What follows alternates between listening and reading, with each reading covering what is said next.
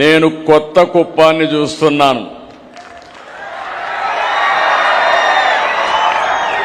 కుప్పం అంటేనే ఉత్సాహం, కుప్పం అంటేనే నాకు ఒక ఎమోషన్.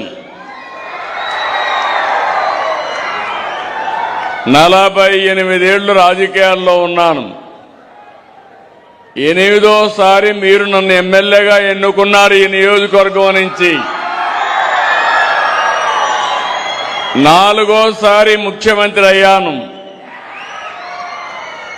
ఎప్పుడూ మీ దీవెనలు నాకు శ్రీరామ రక్ష.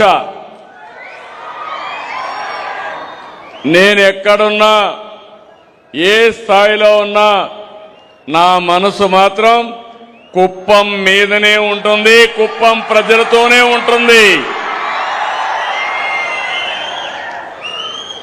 నా ఆలోచన కుప్పం నియోజకవర్గాన్ని దేశంలోనే ఒక ఆదర్శ నియోజకవర్గంగా తయారు చేయాలని.